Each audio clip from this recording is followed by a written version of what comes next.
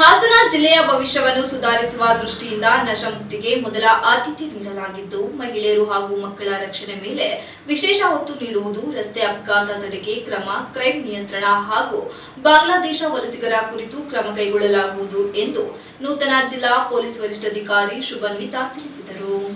ನಗರದ ಜಿಲ್ಲಾ ಕಾರ್ಯನಿರತ ಪತ್ರಕರ್ತರ ಸಂಘದಲ್ಲಿ ಗುರುವಾರದಂದು ಆಯೋಜಿಸಿದ್ದ ಜಿಲ್ಲಾ ಪೊಲೀಸ್ ವರಿಷ್ಠಾಧಿಕಾರಿ ಹಾಗೂ ಪತ್ರಕರ್ತರ ನಡುವಿನ ಪರಿಚಯದಲ್ಲಿ ಅಭಿನಂದನೆ ಸ್ವೀಕರಿಸಿ ಮಾತನಾಡಿದ ಅವರು, ಸಮಾಜದಲ್ಲಿ ಪೊಲೀಸ್ ಇಲಾಖೆ ಮತ್ತು ಮಾಧ್ಯಮಗಳು ಸಮಾಜದ ಎರಡು ಪ್ರಮುಖ ಕಂಬಗಳಾಗಿದ್ದು, ಎರಡು ವೃತ್ತಿಗಳ ನಡುವೆ ನಂಬಿಕೆ ಮತ್ತು ಸಹಕಾರ ಇರಬೇಕಾದ ಅವಶ್ಯಕತೆಯನ್ನು ಅವರು ಒತ್ತಿ ಹೇಳಿದರು. ಮಾಧ್ಯಮದ ಪಾತ್ರ ಉತ್ತಮ ಸಮಾಜ ನಿರ್ಮಾಣದಲ್ಲಿ ಅತ್ಯಂತ ಮಹತ್ವದ್ದಾಗಿದ್ದು, ಸತ್ಯಕ್ಕಿಂತ ಸುಳ್ಳು ಸುದ್ದಿಗಳು ವೇಗವಾಗಿ ವೈರಲ್ ಆಗುತ್ತಿರುವ ಈ ವೇಳೆ ನಿಖರ, ಸಮತೋಲನದ ಹಾಗೂ ಹೊಣೆಗಾರಿಕೆಯಿಂದ ಕೂಡಿದ ವರದಿ ನೀಡುವ ಜವಾಬ್ದಾರಿ ಮಾಧ್ಯಮದ ಮೇಲಿದೆ ಎಂದರು. ಸಮಾಜದಲ್ಲಿ ಶಾಂತಿ, ಸುವ್ಯವಸ್ಥೆ, ಭದ್ರತೆ ಹಾಗೂ ಜಾಗೃತಿ ಮೂಡಿಸುವಲ್ಲಿ ಮಾಧ್ಯಮದ ಸಹಕಾರ ಪೊಲೀಸ್ ಇಲಾಖೆಗೆ ಅಗತ್ಯವಾಗಿದೆ ಎಂದು ಹೇಳಿದರು. ಈ ಹಿಂದೆ ನಾವು ಉತ್ತರ ಪ್ರದೇಶದಲ್ಲಿ 2018ರಲ್ಲಿ ತಮ್ಮ ಮೊದಲ ಪೋಸ್ಟಿಂಗ್ ಪಡೆದಿದ್ದು, ಇದಾದ ನಂತರದಲ್ಲಿ ವಿವಾಹ ನಡೆದು ಹಾಸನ ಜಿಲ್ಲೆಗೆ 2ನೇ ಪೋಸ್ಟಿಂಗ್ ಆಗಿ ಆಗಮಿಸಿದ್ದೇನೆ.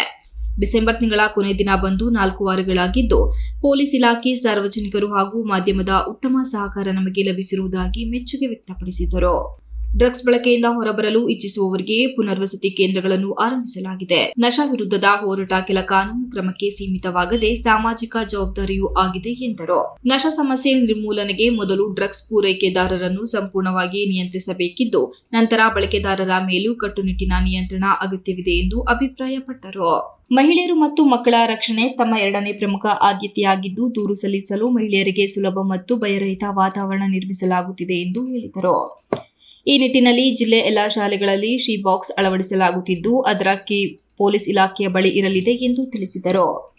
ಮಹಿಳೆಯರ ಸುರಕ್ಷತೆ ಹೆಚ್ಚಿಸಲು ಅಕ್ಕಪಡೆ ಮೂಲಕ ವಿದ್ಯಾರ್ಥಿನಿಯರಿಗೆ ಕರಾಟೆ ತರಬೇತಿ ನೀಡಲಾಗುತ್ತಿದ್ದು, ಆತ್ಮರಕ್ಷಣಾ ಸಾಮರ್ಥ್ಯ ಹೆಚ್ಚಿಸುವ ಕೆಲಸಕ್ಕೆ ಒತ್ತು ನೀಡಲಾಗುತ್ತಿದೆ ಎಂದರು. ಜಿಲ್ಲೆಯಲ್ಲಿ ಹೆಚ್ಚುತ್ತಿರುವ ರಸ್ತೆ ಅಪಘಾತಗಳ ಹಿನ್ನೆಲೆಯಲ್ಲಿ ಅಪಘಾತ ಸಂಭವಿಸುತ್ತಿರುವ ಸ್ಥಳಗಳಲ್ಲಿ ನಿಖರ ಕಾರಣಗಳನ್ನು ಗುರುತಿಸಲಾಗುತ್ತಿದೆ. ಬ್ಲಾಕ್ ಸ್ಪಾಟ್ಗಳಲ್ಲಿ ಅಗತ್ಯ ತಾಂತ್ರಿಕ ಹಾಗೂ ಮೂಲ ಸೌಕರ್ಯ ಸುಧಾರಣೆಗೆ ಸಂಬಂಧಿಸಿದ ಇಲಾಖೆಗಳೊಂದಿಗೆ ಸಮಾಲೋಚನೆ ನಡೆಸಲಾಗುತ್ತಿದೆ ಎಂದು ಹೇಳಿದರು.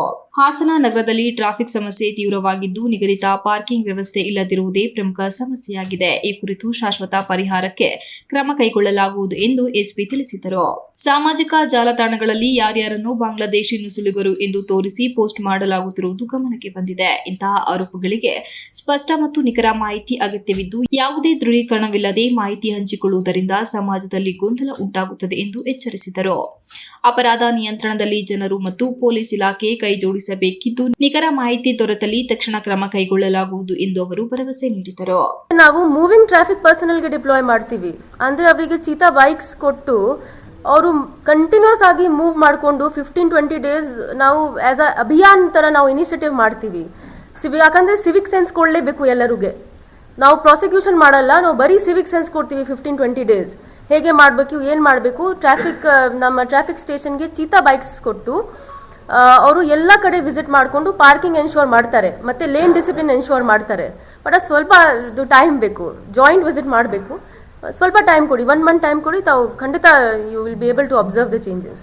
ಈ ವೇಳೆ ಪತ್ರಕರ್ತರ ಸಂಘದ ಜಿಲ್ಲಾಧ್ಯಕ್ಷ ಕೆಂಚೇಗೌಡ, ಉಪಾಧ್ಯಕ್ಷರಾದ ನಂಜುಂಡೇಗೌಡ, ಮೋಹನ್ ಕುಮಾರ್, ಕಾರ್ಯದರ್ಶಿ ಕೆಜಿ ಸುರೇಶ್, ರಾಜ್ಯ ಕಾರ್ಯಕಾರಿಣಿ ಸಮಿತಿ ಸದಸ್ಯ ಕೆಪಿಎಸ್ ಪ್ರಮೋದ್ ಇತರರು ಉಪಸ್ಥಿತರಿದ್ದರು. Srinivas, TV 46 news Kannada, Hassan. You are watching TV 46 News Kannada.